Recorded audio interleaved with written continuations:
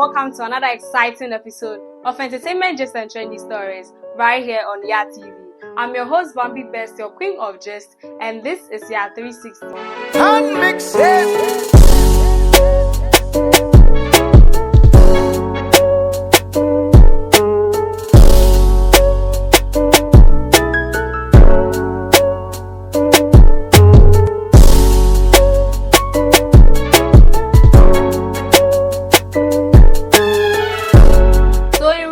Years, there has been this growing concern within the gospel music industry concerning the perceived loss of spirituality in current gospel songs. So this sentiment was reflected by Apostle Lenny, who expressed his views on this matter. Apostle Lenny voiced his concerns about the direction of gospel music, suggesting that some artists, including Empress Gifty and others, have veered towards a more carnal approach in their music. In an interview on Joy Prime, the apostle's remarks shed light on a broader issue within the gospel music genre, where the balance between spiritual message and commercial appeal has become increasingly blurred. According to him, he said that when gospel musicians come on stage, especially the women, your attention goes to their dress instead of the message that they have to share to the people. In reference to Empress Gifty's interview last week, he said that Empress Gifty came to the studio to talk about her brand and promote herself, and that is carnality. According to him, he's not saying that she should not promote her events, but he's saying she should preach Christ. She should talk to people about coming to encounter the Holy Ghost during the event, and that is the message that should be carried in music. So while some people are arguing that contemporary or current gospel music should adapt to current trends to remain relevant, others also emphasize the importance of upholding traditional values and principles in gospel music. So what is your stand? It's been canalized. How? You see, the aura, the dressing, the overdressing. The overdressing is canalizing the thing. You see, so your attention is on the dress the ladies are wearing more than the message, because it's so fashionable, it's so attractive that you are looking at how they are moving themselves, and you have lost the message. But the purpose of it is to evangelize Jesus, the author and the finisher of our faith, one who was and is to come. So we are getting less and less of spiritualized sheep doing the gospel music, and we are introducing the world. That is the carnality of the dressing. The dressing and everything. Right. They are showing their cleavages and stuff like that. Cleavage in gospel music? You haven't seen it before? I haven't. Okay. Which gospel musician did? I think I've seen a cleavage of this lady. The one who was campaigning for an award last year. Ooh. That's canalization. Which one is it? It came with a cool song. Forgot her name momentarily. Last year. Is it PSC Esther? Esther. Oh, Esther. I've seen her cleavage even in pictures. Oh, really? And campaigning for awards is canalization.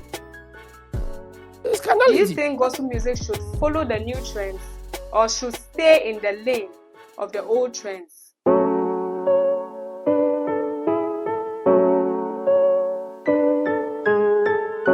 Moving on, Ghanaian rapper YADTV has warned up-and-coming artists to seek legal advice regarding contract agreements before signing any.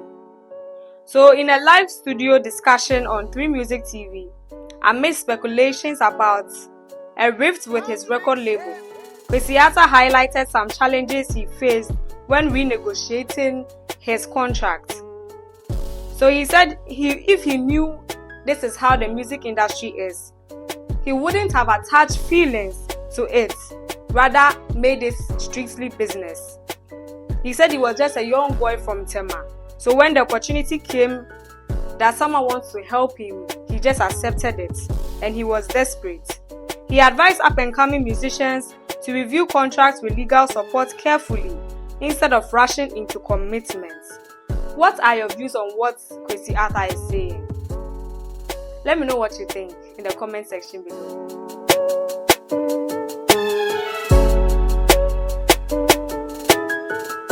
The former Ghanaian musician Mimi, I think you all know Mimi, she sang Leave Me Alone, yes.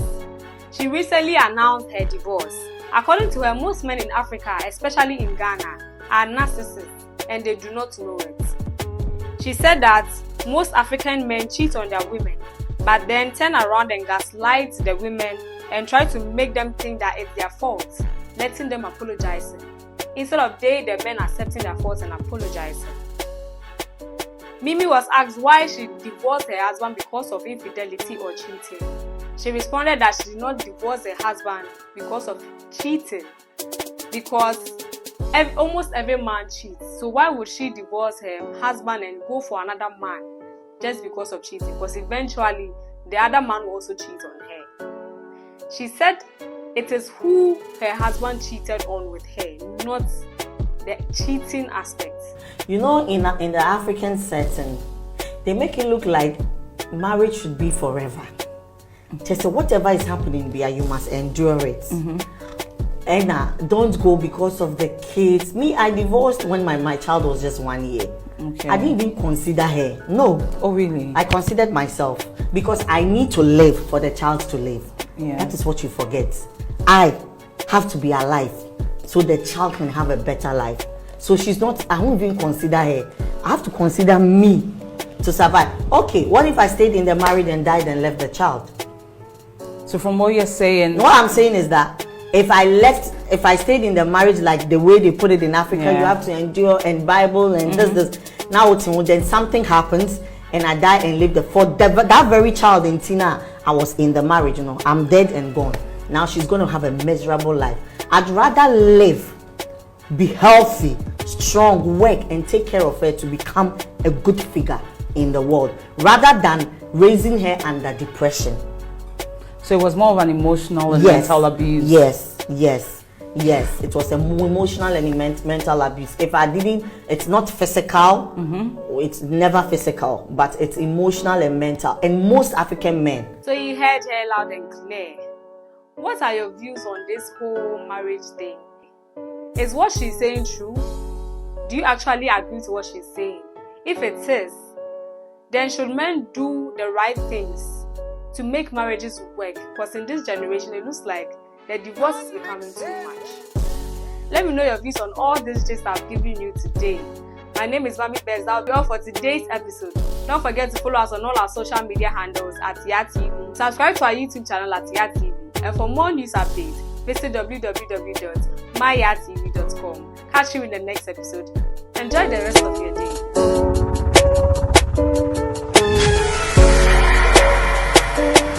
YADTV, bridging continent.